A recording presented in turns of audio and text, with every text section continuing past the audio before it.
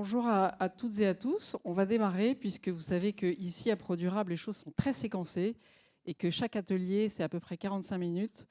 Donc, par respect pour ceux qui vont nous suivre, on va attaquer.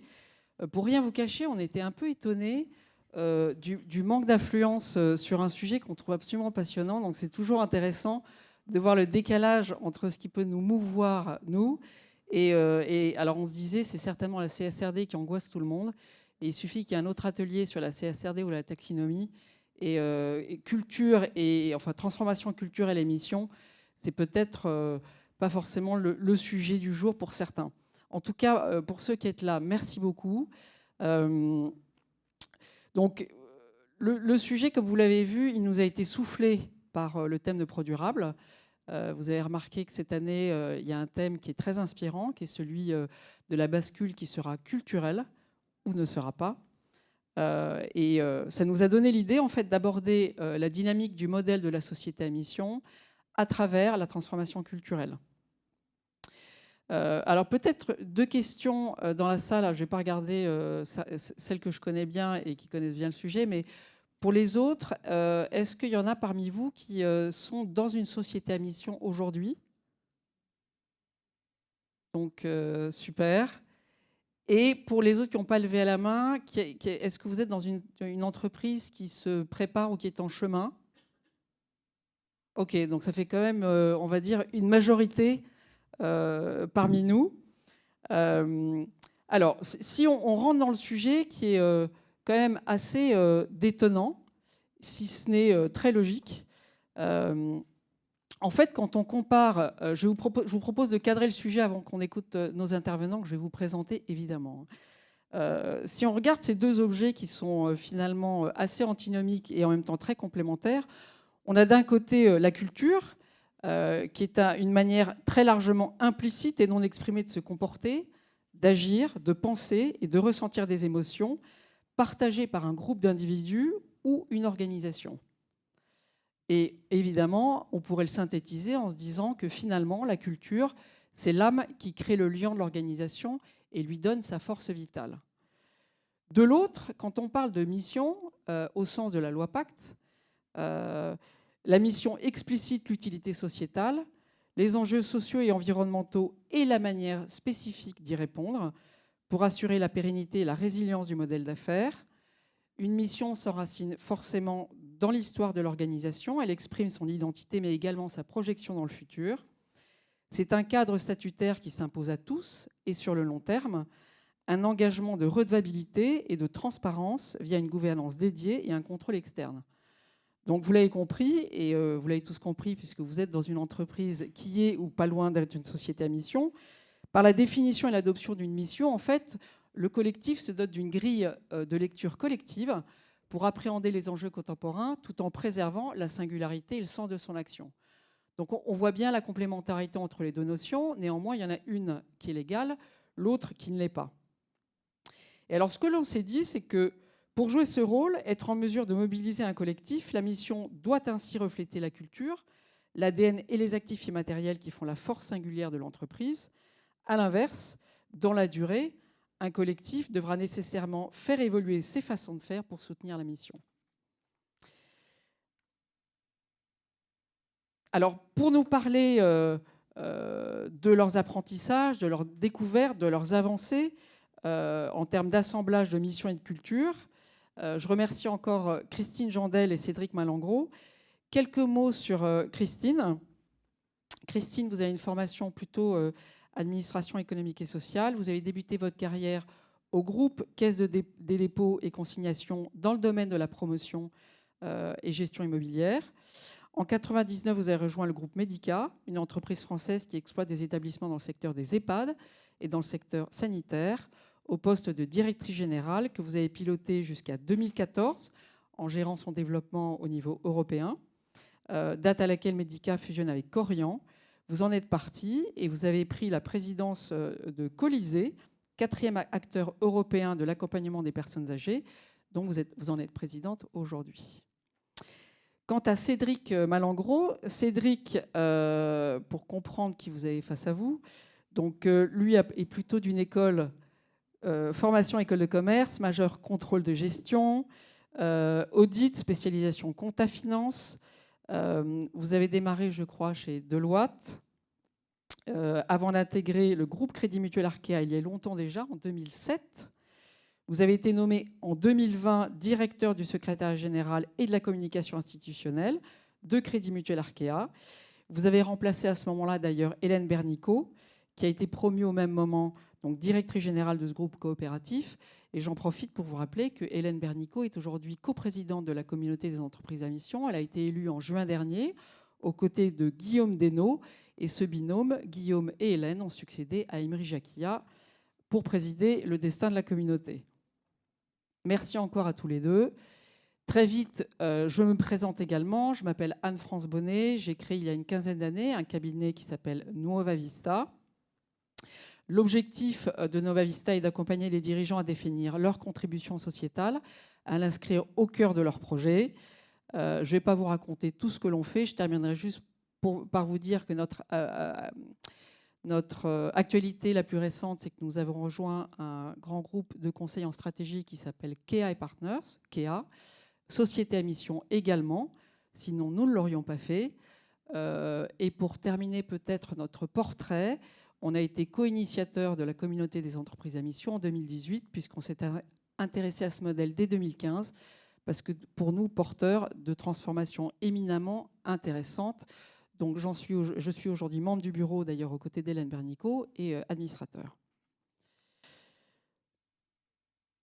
Ça, c'était un dernier point que je trouvais intéressant de vous partager, c'est de vous dire quel est en fait notre prisme de lecture au sein du groupe Kea sur la façon d'aborder les leviers de transformation des entreprises, sur les sujets de responsabilité et de soutenabilité. Donc, il y a d'ailleurs un éminent ouvrier du sujet qui est dans la salle. Donc, c'est issu de quelques années de recherche et ça nous permet, nous, en interne, d'avoir un prisme et une vision partagée des 9 grands leviers d'action, 9 clés possibles pour accompagner nos clients. Donc, on le voit, c'était juste pour vous montrer qu'il y a évidemment tout ce qui concerne la dimension de gouvernance, et c'est plutôt d'ailleurs notre territoire chez Nuova Vista, mais bien sûr qui rejoint la dimension culturelle. L'un ne va pas sans l'autre. À nouveau, avant d'aborder les questions pour Christine et Cédric, pour que vous ayez sous les yeux les grandes cartes d'identité en fait, des entreprises qu'ils représentent. Donc, nous avons le groupe Colisée, donc, qui a été créé en 1976 dans le secteur médico-social, on l'a vu, un chiffre d'affaires d'1,2 milliard d'euros, 19 000 collaborateurs, groupe privé à dimension européenne, mais avec une genèse éminemment familiale. Je pense que Christine y reviendra. Concernant Crédit Mutuel Arkea, un groupe plus ancien, donc, qui a été créé en 1911, secteur banque-assurance, 2,6 milliards d'euros de revenus, 11 170 collaborateurs. Et là, ça vous dit déjà quelque chose en termes de culture de la gouvernance. Il s'agit d'un groupe coopératif et mutualiste français. Alors là, on va les passer vite parce qu'une mission, chaque mot, chaque virgule est importante, mais c'était intéressant que vous les ayez sous les yeux parce que rien qu'en termes de phrasé et de taille, ça dit aussi quelque chose des entreprises que vous avez face à vous. Donc la mission Colisée, qui a été inscrite dans les statuts au printemps 2021. Donc je vais vous la lire très rapidement. S'engager pour le mieux vieillir, c'est faire grandir durablement notre société. Donc cette raison d'être s'accompagne de 3 objectifs statutaires. Donc on ne va pas forcément dérouler, mais vous voyez assez vite quels sont les grands tracks, les grands pivots autour desquels Colisée construit son projet. Concernant la mission de Crédit Mutuel Arkea, qui pour le coup s'y est pas pris tout à fait de la même façon, parce que Crédit Mutuel Arkea a été en 2 temps. C'est défini d'abord une raison d'être en 2020, puis les a assortis de 5 objectifs statutaires. Et là, dites-moi si je me trompe, c'était également en 2021, 2022. Donc là aussi, on voit qu'on a une raison d'être qui est beaucoup plus bavarde, plus longue. Ça dit quelque chose aussi de l'entreprise. Il faut la lire dans ce sens-là. Donc, on n'a pas forcément le temps de la lire. De toute façon, Cédric y reviendra. Mais c'est intéressant aussi de voir ça. Et là, à nouveau, 5 objectifs statutaires qui viennent encadrer la trajectoire de l'entreprise pour les 15-20 ans qui viennent. Et n'oubliez pas, mais vous le savez parce que vous êtes des experts de la société à mission, que ce qui est intéressant, c'est ce qui se passe aussi en dehors des statuts. Donc voilà. Donc, vous ayant dit ça en tête, ce qu'on a imaginé intéressant à partager avec vous, en fait, c'est d'écouter Christine et Cédric autour de 3 grandes questions. Et on se laissera peut-être un peu de temps à la fin si on y arrive. Une première question, c'est finalement pourquoi vous y avez été. À partir de quelle culture parle-t-on? Et par rapport à cette culture, pourquoi vous avez décidé de franchir le cap et d'adopter la qualité de société à mission? Quelles valeurs vous en attendez? Deuxième grande question, qui est assez passionnante au regard des 2 entreprises que vous avez face à vous, c'est quelle relation au pouvoir culturellement vous avez chez vous? Et le fait d'inscrire un comité de mission qui vient interagir avec vos organes de gouvernance, qu'est-ce que ça crée? Qu'est-ce que ça bouge? Et enfin, troisième question, même si on a une antériorité, une histoire assez courte au regard de la société à mission chez Colisée, chez Crédit Mutuel Arkéa, qu'est-ce que ça a commencé à bouger, que ce soit dans les pratiques métiers, mais aussi directement auprès des équipes? Qu'est-ce que vous ressentez de la transformation à l'œuvre? Donc, je démarre sans plus attendre, peut-être directement auprès de Christine, sur la première question. Finalement, Christine, qu'est-ce que vous attendiez Je crois que ça marche directement. Ouais. Qu'est-ce que vous attendiez de ce modèle-là au regard de qui était Colisée à l'époque? Vous avez commencé à aborder le sujet. D'abord, bienvenue à toutes et à tous. Merci de partager ce moment avec nous cet après-midi.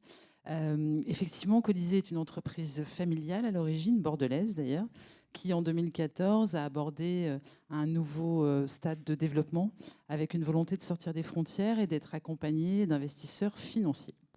Et déjà, au début de l'aventure, fin 2014, je me disais qu'il fallait que l'on trouve un cadre qui nous permettrait, dans une entreprise en croissance rapide, qui devrait conjuguer différentes cultures dans les différents pays dans lesquels nous avions envie d'aller, qui pourrait permettre de donner la même boussole à chacun de nos collaborateurs et avant tout à sa direction générale, premier élément.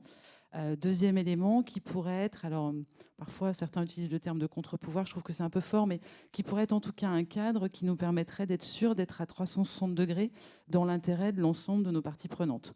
Donc nous avons démarré traditionnellement par une feuille de route RSE, comme beaucoup d'entre vous ont dû faire à l'époque, et puis arrive le rapport Nota-Sénar et à sa lecture, je me dis c'est quelque chose qui correspond vraiment bien à notre secteur d'activité. C'est justement ce cadre légal avec une base juridique qui nous permettra de trouver cette fameuse boussole. Et nous voilà partis dans la réflexion en 2018-2019, et puis le Covid est arrivé, donc on a perdu un tout petit peu de temps pour des raisons que chacun d'entre vous comprendra bien. Et nous voilà arrivés à inscrire effectivement notre raison d'être et nos objectifs statutaires au mois de mars 2021, relativement en avance sur notre temps par rapport à un secteur. Ensuite est arrivée la controverse que vous connaissez tous, parce que je pense que tout le monde a entendu beaucoup parler des EHPAD au début de l'année, alors pendant le Covid d'abord, puis ensuite au début de l'année 2022 pour plein de raisons que je ne réévoquerai pas. Et quelque part, je me suis dit que finalement c'était un très bon choix. Ça m'a encore confirmé dans le fait que c'était un bon choix. Parce que vous avez vu, on a 3 objectifs statutaires qui sont relativement simples. D'entrée, on avait choisi de ne pas en faire la communication. Donc, pour être honnête, on a communiqué un petit peu plus après les événements Orpea, parce que voilà, on voulait montrer qu'on n'avait pas, c'était pas un geste d'opportunité, mais c'était une conviction ancrée depuis quelque temps. Et 3 objectifs statutaires relativement, j'allais dire, basiques peut-être, mais en tout cas qui nous permettent d'être très clairs avec nos équipes au quotidien, qui sont l'un qui consiste à améliorer la qualité de vie des personnes qui sont accompagnées tous les jours chez nous et qui habitent dans nos maisons en Europe et de leurs proches, la qualité de vie de nos collaborateurs, parce que l'un ne va pas sans l'autre, et enfin, sans oublier notre qualité de vie à tous sur la planète. Et je pense que les canicules qui sont encore intervenues cet été nous ont montré qu'il commençait à y avoir vraiment urgence pour agir. Voilà, donc vraiment, j'ai envie de dire une volonté pour une l'équipe dirigeante de se doter elle-même d'un cadre volontairement, mais suffisamment posé pour qu'il existe et pour qu'il puisse permettre d'avoir un dialogue à la fois avec ses actionnaires, avec ses banquiers parfois, avec ses clients, avec ses collaborateurs, avec ses fournisseurs, qui nous permettait d'avoir cette vision et d'essayer de trouver, parce que c'est le rôle d'un dirigeant en priorité, hein, c'est d'avoir le meilleur équilibre possible à tout instant de la journée, de l'année ou des années qui passent dans les entreprises que nous dirigeons pour développer le plus harmonieusement possible l'entreprise dirigée. Christine, avant de passer la parole à Cédric, il y a quelque chose peut-être de contre-intuitif qu'on pourrait avoir par rapport à un modèle type société à mission dans une culture très autonome, puisque chez Colisée, les directions d'établissement sont relativement autonomes. Comment a été vécu le fait d'avoir un cadre commun dans cette liberté d'action que vivent les directeurs d'établissement? Alors, il y a un cadre, on y reviendra peut-être sur la deuxième question, il y a Ok. un cadre de gouvernance. Mais avant tout, c'est pour ceux qui pratiquent la voile, c'est un amer pour chacun de nos dirigeants. C'est justement pas un cadre de type, et c'est pas du tout péjoratif de ma part, mais de type normiso ou équivalent. C'est plus un amer qui est donné pour donner une grande direction à chacun et que chacun puisse naviguer en ayant toujours cet amer en tête, plutôt qu'un cadre précis. Alors bien sûr, il y a des fameux KPI, nous mesurons les progrès, Léonora qui est ici là en charge et sait à quel point c'est un travail important parce que ça permet aussi d'anticiper sur la CSRD dont on parlait tout à l'heure. Mais on l'a vraiment souhaité comme un amer tout d'abord et des KPI et un suivi de l'effectivité de la mission, contrôlée tous les ans par notre OTI et régulièrement par notre comité de mission, pour être sûr que chacun garde le cap.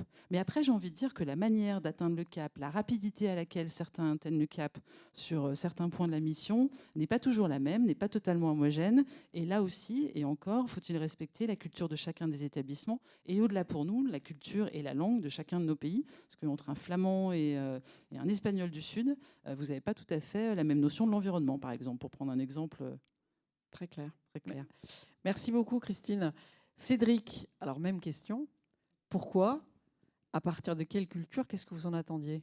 Alors pourquoi? Je pense que c'est un besoin d'exprimer notre singularité et avec un alignement entre plusieurs choses. On avait la conscience que plutôt nativement, finalement, par notre modèle coopératif et mutualiste, on avait je dirais un terreau fertile pour exprimer la raison d'être. D'ailleurs, on a commencé par ça avant même d'ailleurs de réfléchir à devenir entreprise à mission. C'était vraiment acter une raison d'être, formaliser une raison d'être et point à la limite. Alors c'est à la fois un travail mémoriel et puis un travail de projection vers l'avenir. Travail mémoriel parce que on est un groupe, donc j'ai dit mutualiste et coopératif, ce qui est pas un vain mot, mais on avait presque oublié le sens finalement. L'histoire du groupe, ça démarre en 1911. Alors je ne vais pas vous faire toute l'histoire, je vais être très court sur l'histoire, mais ça démarre dans ce qu'on appelle la maison carrée à Landerneau. C'est une maison qui n'existe plus, où se rassemblent des agriculteurs pour mettre en commun des fonds ou partager en tout cas des fonds pour assurer des formations agricoles, pour acheter en commun du grain. Et dans cette maison carrée, ça donne naissance à plusieurs groupes coopératifs et mutualistes. Arkea, qui ne s'appelait pas encore Arkea à l'époque, mais qui allait le devenir. Groupama également, un groupe, une coopérative comme Eureden. Voilà, tout ça trouve son terreau dans cette maison carrée, dans une unicité d'endroit en 1911. Et ensuite, l'histoire se fait, mais on arrivait en 2019 à un moment où on avait besoin de se rappeler de cette histoire, de se rappeler de notre singularité. Et c'est venu percuter également un autre événement, à savoir que on était un petit peu brouillé en conflit avec le reste du Crédit Mutuel. Et ça a correspondu à un moment où on avait besoin de formaliser finalement ce qui nous distinguait du reste du Crédit Mutuel. Parce qu'il y a plein de façons de faire du Crédit Mutuel. J'ai raconté un petit peu l'histoire de la naissance du groupe Arkea. Crédit Mutuel Centre-Est Europe, qui est l'autre grosse fédération de Crédit Mutuel, une histoire qui est totalement différente à l'est de la France, qui est une belle histoire, mais qui est une racine ou une histoire qui est complètement différente. Et on avait besoin finalement de reformaliser ce pourquoi on avait été créé et ce qu'on était devenu. Et ça a donné la raison d'être, alors qui effectivement est assez longue. Alors, on l'a représentée de manière graphique pour la rendre un peu plus simple, un peu plus simple à appréhender. Mais elle est volontairement longue parce qu'il y avait beaucoup de notions qu'on souhaitait exprimer au travers de cette raison d'être qui est issue d'un travail collaboratif qui a associé les collaborateurs, mais également l'ensemble de nos administrateurs. Et voilà, l'administrateur, c'est quand même le maillon extrêmement important dans nos organisations mutualistes. Et donc là, alors vous ne le savez peut-être pas d'ailleurs, mais l'autre Crédit Mutuel est passé aussi société à mission à peu près au même moment. Donc c'est intéressant parce qu'on voit quand même qu'il y a eu une revendication ou une réassurance de spécificité identitaire de chaque côté. Et vous n'êtes pas sans savoir également qu'aujourd'hui, l'âge de guerre est enterré. Donc c'est intéressant aussi de le voir de ce côté-là, à partir du moment où chacun avait posé quelle était son identité, sa culture et sa trajectoire. Maintenant que la carte est claire, eh ben, on peut retravailler ensemble. Je caricature, je le sais. Mais bon, il y a un momentum qui est assez étonnant. Peut-être que vous vouliez en parler après, Cédric, mais il y avait quelque chose d'intéressant aussi sur le fait que vous faisiez un métier traditionnel, mais avec une vision assez spécifique à ces gens de l'Ouest, ouverts sur des horizons lointains, n'ayant pas peur d'explorer, mais en même temps avec l'exigence de la preuve permanente. Et c'est vrai que ce modèle-là vous permet d'avancer de façon relativement cadrée aussi par rapport à une culture de preuve que vous avez. Effectivement, on est vraiment un groupe qui est obsédé par la preuve et la démonstration. Et quand on s'engage, généralement, on ne s'engage pas à la légère, mais c'est quand on est sûr d'atteindre les objectifs ou de les avoir déjà atteints quand on les exprime. Ça, c'est vraiment une vraie caractéristique du groupe. On est plutôt un groupe... Alors, on a la chance de notre taille également. C'est-à-dire que c'est un groupe qui est relativement modeste par rapport aux mastodontes bancaires français. Hein, voilà, j'en tire aucune conséquence. Mais on a cette capacité d'agilité que d'autres n'ont pas, qui nous permet de tenter des aventures, de se mettre au défi. On aime bien la compétition. Et effectivement, je pense qu'il y a un terreau aussi régional qui fait qu'on aime bien la découverte et l'aventure. Hein. On trouve des Bretons à peu près partout dans le monde qui ont affronté les mers. Il y a souvent des drapeaux d'ailleurs dans les compétitions, dans des pays improbables. Tout à fait. Merci Cédric pour cet éclairage. On avait un deuxième point qu'on voulait aborder avec vous, c'est la relation au pouvoir, à l'ouverture, à la transparence. Parce que c'est vrai qu'il y a beaucoup de paradoxes dans ce modèle de la société à mission, où en fait l'entreprise se définit sa propre trajectoire, mais se fait accompagner d'un comité de mission qui vient la challenger sur ce chemin et se fait contrôler. Donc voilà, quelque chose d'assez paradoxal. Donc comment ça a été vécu chez Colisée? Et on fera le même exercice avec Cédric ensuite. C'est une question que j'ai beaucoup. Alors peut-être plus dans le monde de l'entreprise privée que je qualifierais d'un peu pur et dur. Et mes collègues me disent, mais comment tu fais pour articuler ton comité de mission avec ton conseil d'administration? Est-ce que tout le monde a accès au même type d'informations? Qui décide de quoi? Qui empêche qui de travailler? C'est un vrai fantasme chez beaucoup de dirigeants d'entreprise. Alors nous, on a pris le problème à l'envers. C'est quand on a recomposé le tour de table de l'entreprise en 2020, on a dit à nos nouveaux actionnaires que de toute façon, il fallait qu'ils acceptent que Colisée devienne entreprise à mission. Ça a posé le point. Et pour ceux à qui ça ne parlait pas, on leur a dit qu'ils n'avaient pas de place au tour de table. Donc ça a permis un peu de poser les choses, ce qui a certainement beaucoup simplifié la mise en place de la gouvernance. Ça, c'est le premier point. Le deuxième point, nous nous efforçons de donner le même type d'informations, alors pas avec le même niveau de granularité, à la fois à notre comité de mission et à notre conseil d'administration, que ce soit sur les résultats économiques ou les résultats extra-financiers. Le troisième point, c'est que nous avons essayé avec notre comité de mission plutôt de refléter ce qu'était la société civile et économique dans son ensemble, plutôt que de reproduire en fait le microcosme du secteur médico-social. Alors tous les secteurs sont un peu auto-centrés sur eux-mêmes, mais alors le nôtre, je crois, tient un peu la palme. Donc on vit souvent un petit peu entre nous dans un monde assez restreint, et donc on s'est forcé de faire des collèges dans notre comité de mission, soit de personnes qui avaient des responsabilités importante au niveau de l'impact dans une grande banque mutualiste française, d'ailleurs une autre, il en existe d'autres, des patrons d'entreprises qui exerçaient dans des secteurs d'activité totalement différents des nôtres, des responsables d'associations caritatives avec des réseaux assez larges. Voilà, et notre idée, c'était de dire surtout, bien sûr, amenons de la preuve au fur et à mesure de l'avancée sur la mission, ouvrons nous-mêmes nos propres chakras sur le monde extérieur et acceptons de nous exposer au monde extérieur. le fait en a voulu que l'absence de transparence dans notre secteur a quand même coûté beaucoup en termes de réputation et de confiance de la population française. Et cette intuition que nous avions tous ensemble, qu'il fallait absolument nous ouvrir sur le monde extérieur, était certainement quelque chose qui emmènera, j'espère, un mouvement plus profond pour l'avenir. Alors après, le comité de mission, il a une présidente qui est assez active. On a cette chance-là. On lui a presque laissé les clés du camion. Donc elle est très active sur l'élaboration des ordres du jour, l'évaluation du fonctionnement du comité de mission. Elle va interroger régulièrement les membres pour savoir s'ils sont satisfaits de l'information qui leur est donnée, des débats qui sont engagés, des suites qui sont données et de la manière dont on communique sur les résultats que l'on obtient. Notre OTI regarde, on est au 3e rapport de comité de mission, si je ne dis pas de bêtises. Notre OTI le valide tous les ans, ça c'est un choix qu'on a fait aussi, c'est pas une obligation, mais on voulait se donner un rythme relativement serré. Notre OTI a participé aussi au comité de mission, parce que c'est important que tout le monde ait une ouverture.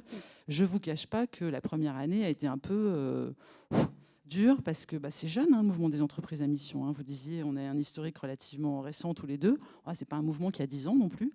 Et donc, quand on a démarré les premières réunions, chacun se demandait un peu ce qu'il faisait là. Moi, je plaide auprès de la communauté des entreprises à mission, et j'en profite pour replaider ce point-là. Je pense qu'il faut former les membres de comité de mission, comme sont formés maintenant les membres de conseil d'administration depuis fort longtemps, et comprennent mieux quel est leur rôle, quelle est leur place et quelle est leur valeur ajoutée. Je crois qu'à la 3e année, on commence à avoir trouvé un rythme de croisière.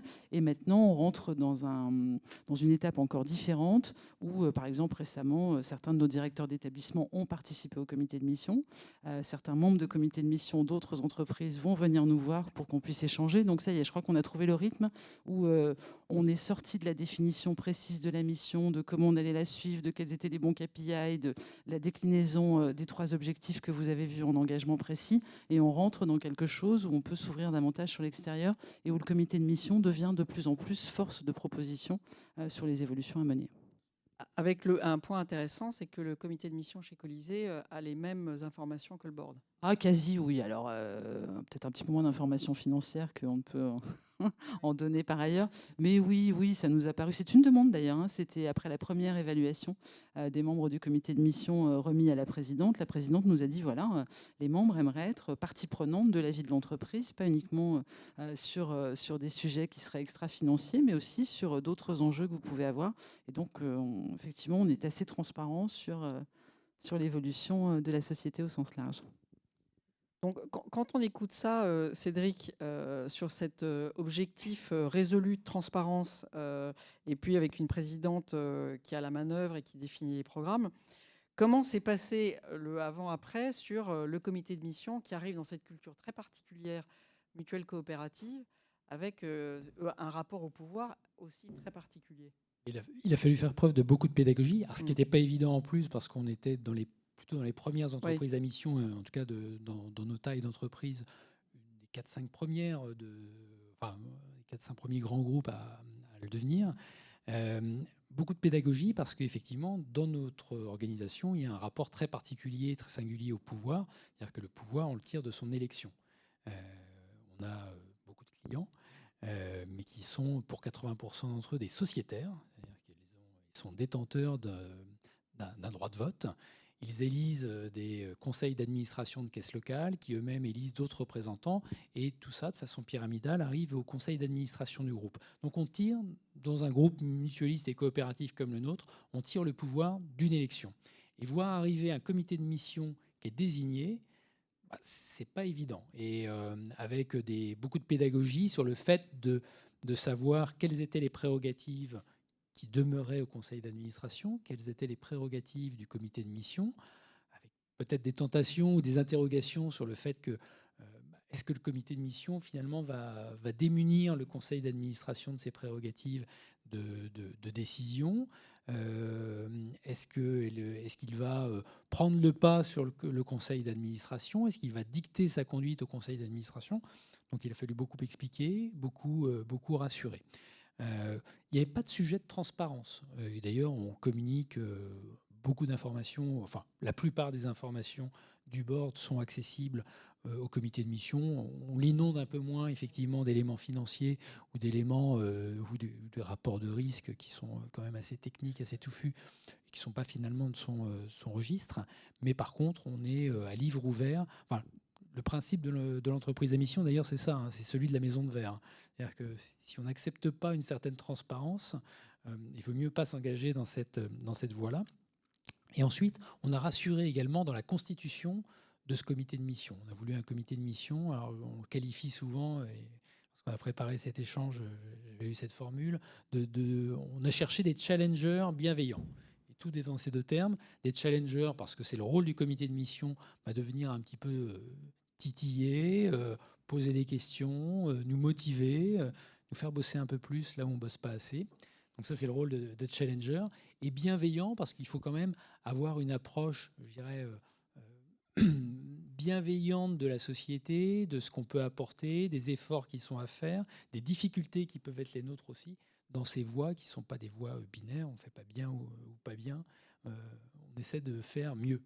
Voilà, donc c'est un élément important. Donc on a voulu un comité de mission qui soit ce challenger bienveillant, et dans sa constitution, on s'est attaché justement à sélectionner des membres qui aient ces deux caractéristiques. Merci beaucoup, Cédric. Et si on rentre peut-être un peu plus dans les effets ou les impacts concrets depuis l'adoption de la qualité pour chacun d'entre vous, c'était intéressant aussi de balayer rapidement qu'est-ce qui est à l'œuvre en termes de changement de pratique, de modification de comportement ou autre chez Colisée comme chez Arkea Crédit Mutuel. Donc, qu'est-ce que vous pouvez nous dire, Christine, sur voilà, la transfo à l'œuvre? Alors là, on touche du doigt le vrai sujet, qui est pour une entreprise qui a un peu grossi depuis votre slide, mais peu importe, mais qui a un peu plus de 20 000 salariés dans 5 pays en Europe. Là, on touche du doigt la difficulté, il faut être clair, hein, de faire en sorte que chacun des 20 000 salariés se sente propriétaire de la mission, d'une partie ou de la totalité. C'est vraiment notre challenge. J'ai envie de dire qu'on n'en est pas là encore, il faut être très clair. Et c'est d'ailleurs là-dessus qu'on a les plus gros débats avec le comité de mission, mais aussi par répercussion avec notre board, hein, parce que ça devient finalement assez parallèle, symétrique, et l'un alimente l'autre.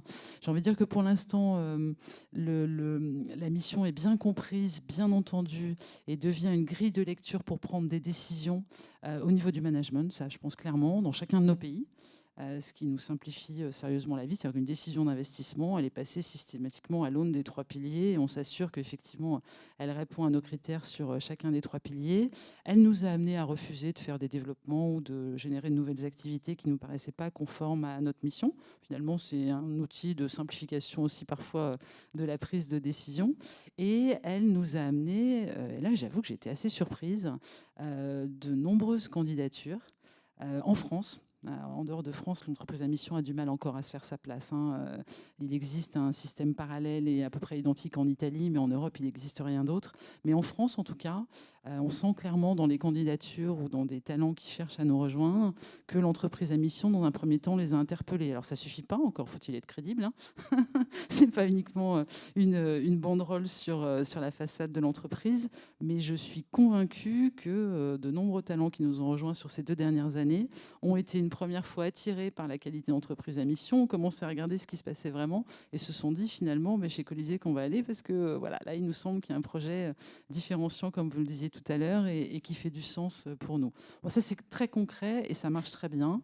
Notre difficulté maintenant va être d'aller chercher les ambassadeurs au plus près du terrain pour pouvoir les voir développer au plus près du terrain l'ensemble de la mission. C'est un gros travail de communication. C'est aussi pour ça qu'on se réjouit d'avoir finalement choisi une raison d'être et des piliers de mission relativement simples à comprendre. Le deuxième enjeu va être, comme je le disais tout à l'heure, de faire en sorte d'amener tout le monde au même rythme, avec les mêmes priorités sur chacun des piliers, alors que leur culture pour les emmener sur des sujets un petit peu différents. Et puis le troisième enjeu, c'est de continuer à progresser sur la transparence. Alors là, je vous rejoins totalement.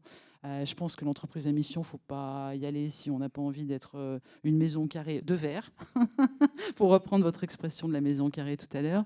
Donc nous, on progresse assez rapidement sur ce sujet-là, hein. vous verrez, si vous avez envie de regarder, mais tous nos clients sont régulièrement interrogés et tous les avis de nos clients sont publiés sur nos sites internet, dans toutes les langues. Quand je parle de nos clients, je parle à la fois des habitants qui sont chez nous, mais de leurs proches. Nous faisons la même chose maintenant pour les salariés. Donc c'est comme un grand TripAdvisor de l'entreprise ou un grand Glassdoor de l'entreprise, ce qui est quand même assez gonflé, mais il a fallu emmener les patrons sur ces sujets-là. Et on les a emmenés parce qu'on était entreprise à mission et qu'on leur a dit ça fait partie de la transparence qu'on se doit en tant qu'entreprise à mission. Et là, du coup, on n'en discute plus trop. Ça aide aussi à aller plus vite sur ce genre de grandes décisions. On va le faire bientôt avec nos prescripteurs, on va le faire avec les clients partis, les salariés partis. Voilà. Et à chaque fois, on s'oblige à publier ces éléments pour l'extérieur, mais c'est surtout pour alimenter l'intérieur de deux choses. D'abord, la reconnaissance que beaucoup des parties prenantes ont dans la qualité des solutions qu'on propose. Et ça, en ce moment, nos équipes en ont besoin pour que ça leur fasse chaud au cœur. Et puis, à l'autre, j'ai envie de dire, de l'autre côté du spectre, pour être capable de traiter aussi les insatisfactions significatives qu'on peut avoir parfois, anticiper et faire des retours d'expérience permanentes pour continuer à progresser sur le chemin de la mission. Voilà, donc on n'y est pas encore. On n'est pas encore à avoir emmené 20 000 collaborateurs avec nous tous les matins quand ils se lèvent. Mais on progresse et les éléments de preuve dont vous parliez tout à l'heure, et nous aussi on est très attachés aux éléments de preuve, notre objectif c'est de trouver le moyen que chacun de nos collaborateurs puisse accéder à ces éléments de preuve par différentes voies et moyens tous les matins pour qu'ils sachent que, et je l'ai dit je crois pendant notre préparation, l'entreprise à mission, c'est pas la chose du patron. Voilà, je pense que c'est le meilleur moyen d'échouer, c'est de penser que c'est un doux rêve du dirigeant de l'entreprise. Alors, il faut avoir le cœur bien accroché, bien sûr, il faut avoir envie d'y aller, il faut avoir une vraie conviction. C'est une condition nécessaire, mais c'est loin d'être une condition suffisante. Et notre challenge maintenant est de partager au plus large cette conviction. Merci beaucoup, Christine. Cédric, même question. Qu'est-ce qu'on peut commencer à toucher du doigt comme transformation de pratique ou de culture auprès des collaborateurs chez vous?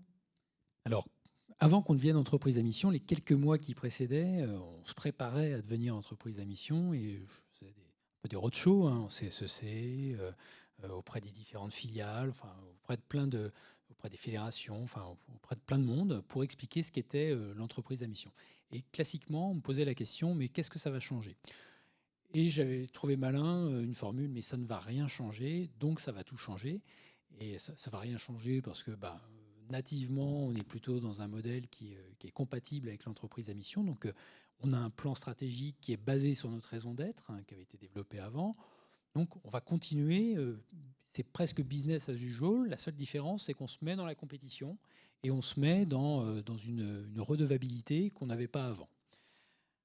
Voilà, je pensais que ça se passerait comme ça. Et en fait, ça ne s'est pas passé comme ça. Et on est devenu entreprise à mission le 6 mai 2022.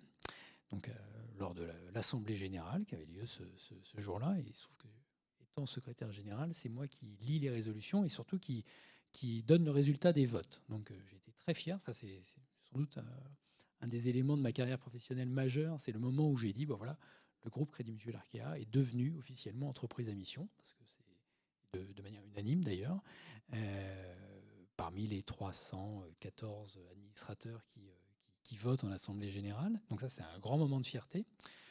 Et voilà, et le 6 mai, le soir, je suis rentré chez moi, et le 7 mai, au matin, j'étais à mon bureau, et j'ai été frappé.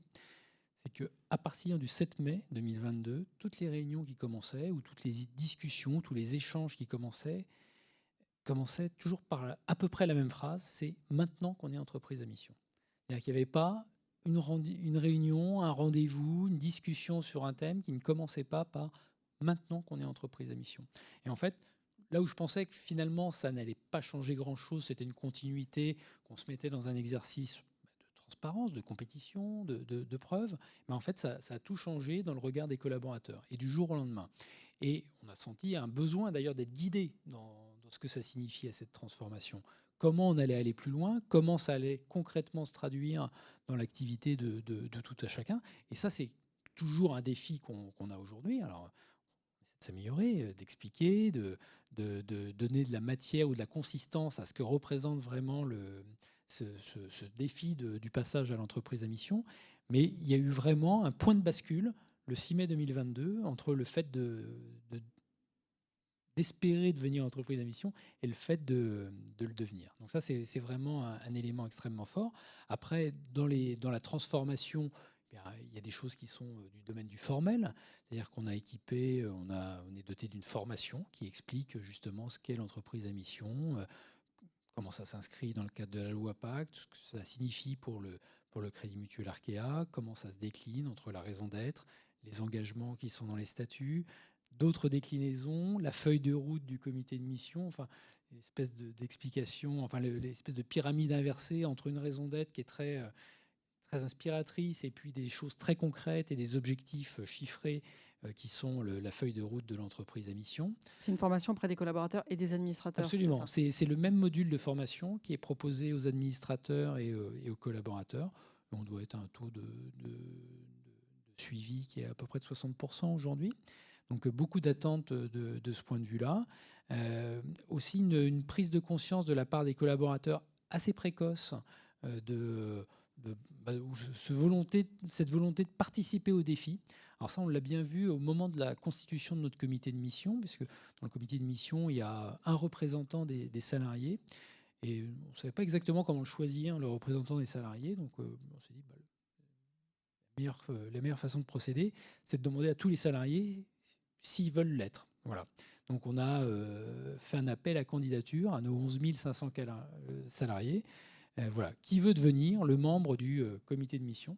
Donc on a eu à peu près une centaine de déclarations d'intérêt, des gens qui nous ont dit tiens, ça m'intéresse. On a organisé une réunion, on a expliqué plus concrètement ce que c'était qu'être membre d'un comité de mission, ce que c'était qu'un comité de mission, ce qu'était la mission.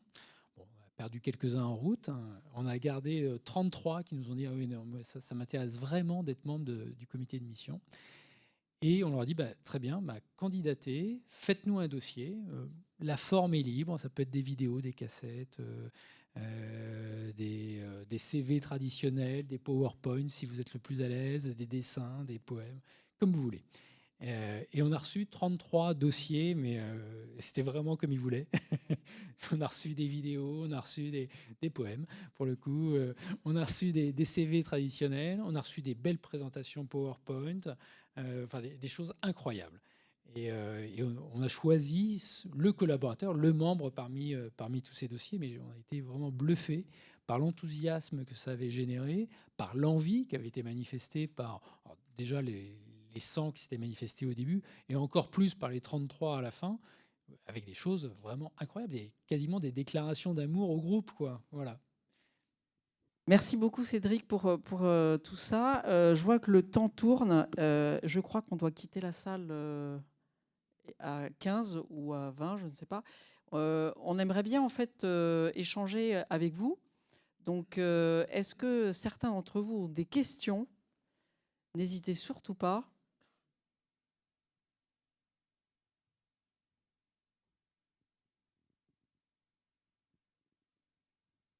Bonjour, merci beaucoup. C'est vraiment intéressant ce partage d'expérience. J'avais une question en fait sur ces deux entreprises. Est-ce que vous diriez qu'il y a eu un changement de culture en fait? J'ai peut-être pas tout compris, hein, je suis arrivée un petit peu plus tard. J'ai pas eu le sentiment que, enfin, j'ai l'impression que c'était déjà quand même dans votre ADN, ou alors qu'il est trop tôt pour qu'on puisse parler de changement de culture. Peut-être qu'il se constatera après, mais j'ai l'impression qu'en fait l'entreprise à mission était plutôt dans la logique de la culture de ces deux exemples. Alors, j'y vais, Christine. Alors, le thème, c'était assemblage. C'était pas changement culturel. Comment ça s'assemble? Nous, très clairement, il n'y a pas eu de changement de culture. Il y a eu un prolongement de la culture, mais il y a une espèce de révélation ou de prise de conscience de cette culture et du sens profond qu'on voulait donner à l'entreprise. Et ça n'a pas changé avant. Ça, pour le coup, ça n'a pas changé avant et après. C'est bien la même histoire. Il y a simplement eu un phénomène de révélation, finalement, de cette histoire collective. Nous, c'est un peu différent. Vous avez bien compris qu'on n'était pas une entreprise mutualiste. Et donc, ce que je cherchais à préserver, c'est la culture d'origine d'une entreprise familiale qui allait se développer rapidement avec les difficultés et voire même, je prends des guillemets, les errements que l'on peut connaître. Donc, on a un point de départ qui est assez différent, en fait. C'est assez intéressant, d'ailleurs, en fait. On a un point de départ qui est même très, très différent. Nous, on a une équipe dirigeante qui a plutôt cherché à se préserver d'un développement à tout crin qui ferait que l'entreprise se serait perdue sur le chemin de sa mission. Et c'est pour ça qu'on s'est donné cet AMER et pour ça qu'on s'est donné ce cadre. Et donc, on était plutôt dans la préservation, le développement d'une culture, encore une fois internationale, hein, j'insiste, hein, mais la multiculturalité dans ce genre de déploiement de mission est quand même un véritable challenge, plus qu'un changement de culture qui était souhaité.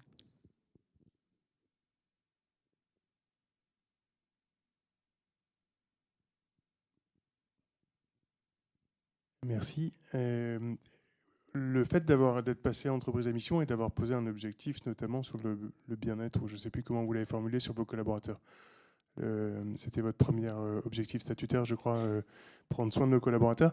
Est-ce que vous avez généré dans des métiers qui sont des métiers quand même difficiles, les métiers du soin, est-ce que vous avez généré des nouvelles attentes, des frustrations, on veut être en entreprise à mission et en même temps on fait des horaires pas possibles, etc. Enfin, voilà. Est-ce que vous avez des exemples concrets de la vraie vie, des vrais gens qui ont été touchés par ça? Alors écoutez, j'ai pas de baguette magique. Donc, je prétends pas, en choisissant de faire revêtir à Colisée la qualité entreprise à mission, être capable de changer ni le monde du travail, ni les conditions dans lesquelles exercent l'ensemble des soignants en France ou dans les pays dans lesquels on intervient. Par contre, je peux vous dire que tout ce que nos collaborateurs nous font remonter comme information l'est de manière totalement transparente, publique. Que tous les milestones que nous nous sommes mis dans les KPI, que ce soit de l'accidentologie du travail en passant par le turnover, l'absentéisme, le niveau d'engagement des collaborateurs, leur adhésion à la politique de l'entreprise est parfaitement public et que chacun des, je vais les appeler managers, parce qu'encore une fois on travaille dans plusieurs langues, mais que chacun des managers, quel que soit son niveau dans l'entreprise, du directeur d'établissement en passant au cadre infirmier jusqu'au comité exécutif de l'entreprise, a accès à ces informations régulièrement, qu'elles sont régulièrement challengées par un comité de mission qui regarde nos progrès collectifs sur le sujet. Alors, est-ce que pour chacun des collaborateurs, ça fait du sens encore aujourd'hui? Je l'ai dit tout à l'heure, non, je ne suis pas persuadée que c'est ruisselé sur chacun de nos 20 000 collaborateurs. Par contre, croyez-moi, quand on définit le programme d'investissement de l'année, si on a un travail à faire sur les équipements particuliers pour justement rendre le travail de nos soignants moins difficile, que ce soit pour aider à la manutention des malades ou la climatisation dont on a beaucoup parlé cet été, oui, ça devient un critère prioritaire avant de continuer à développer l'entreprise, par exemple. Voilà. C'est une manière de répondre à votre question. Moi, j'ai une question pour vous, madame, aussi, qui est complémentaire à la dernière question. En ce qui concerne les familles, est-ce que vous avez des questions sur l'entreprise de mission? Et là, je parle de la France, parce que j'imagine que dans les autres pays, c'est moins présent. Mais est-ce que les familles sont intéressées par ce que vous faites? Est-ce que vous communiquez un rapport sur ce que vous faites, notamment sur les patients, qui va être la partie qui va les intéresser le plus? Je voulais savoir quelle était la perception des familles de vos résidents sur l'entreprise d'émission et notamment par rapport à vos concurrents qui sont très contestés sur un certain nombre de choses. Oui, je savais que j'allais attirer les sujets, moi, mais c'est comme le miel et les abeilles. Et j'adore le miel, et les abeilles aussi d'ailleurs. Non, trêve de plaisanterie. En France, il y a pour Colisée un conseil de vie sociale, vous connaissez peut-être cet organisme, qui regroupe effectivement l'ensemble des établissements. Donc on a un conseil de vie sociale par établissement et un conseil de vie sociale France. Donc effectivement, le travail qui est fait en comité de mission est présenté au conseil de vie sociale France et aussi parfois sur certaines thématiques sur chacun des établissements. Le rapport est complètement accessible et il y a à l'intérieur du rapport, et encore une fois sur beaucoup de nos publications, des choses très très simples qui sont, je ne sais pas, le taux de prise de médicaments par exemple, parce qu'on essaye de diminuer la consommation de médicaments, la consommation de psychotropes, on essaye de diminuer les contentions physiques. Enfin, je vous parle de choses très très pratiques, hein, très très concrètes. Hein. Si vous allez voir nos publications, vous verrez, elles peuvent parler aux familles sur les efforts qui sont faits au quotidien pour améliorer la qualité de vie de leurs proches. Encore une fois, elles peuvent donner leur avis. Leurs avis sont pris en compte et elles peuvent mesurer non seulement le nombre d'avis qui est donné, le nombre d'avis qui est publié et la progression qui en est faite. De là à dire que les familles s'intéressent au cadre de l'entreprise à mission lui-même, j'en suis moins sûre. Voilà. Que les familles s'intéressent à concrètement, et c'est la question de monsieur pour les salariés, qu'est-ce qui se passe sur le terrain pour mon proche? Oui. Le cadre, je pense que pour l'instant, ça passe encore un petit peu au-dessus. Mais on n'a pas souhaité, encore une fois, j'insiste, on n'a jamais communiqué sur le cadre. Être entreprise à mission ou pas, pour nous, c'est notre conviction à nous, c'est ce qui nous porte, c'est ce qui nous pousse. Mais ce n'est pas comme ça qu'on a souhaité communiquer avec le monde extérieur. En d'autres termes, ce n'est pas un label. Je vois qu'il y a d'autres questions et en parallèle, on me dit qu'on doit arrêter puisqu'il est pile 15. Il faut qu'on lâche, enfin, il faut qu'on s'en aille pour laisser la place aux autres. Il me reste à vous remercier beaucoup d'avoir été là. Peut-être juste, je ne sais pas, Cédric et Christine, est-ce que vous avez un mot de la fin que vous avez envie de partager, peut-être de dire un conseil ou un conseil à ceux qui sont sur le point 2. Oh bah, déjà, d'y aller. Si on est vraiment motivé, si on y croit, il faut vraiment y aller. C'est une très belle aventure. Il ne faut pas s'attendre à ce que ce soit quelque chose de manichéen. C'est un monde de paradoxes, l'entreprise à mission. On passe pas de mauvais à bon parce qu'on devient entreprise à mission, mais on se met dans une démarche qui est vraiment une démarche de progrès. Et ça, je pense que c'est extrêmement important. Oui, y aller, bien sûr. Et je dirais, au-delà des paradoxes, ça vous met en avant des dilemmes que vous avez à gérer tous les jours. Et ça donne un cadre qui peut-être est plus équilibré pour gérer ces dilemmes, et encore plus dans un secteur comme le nôtre.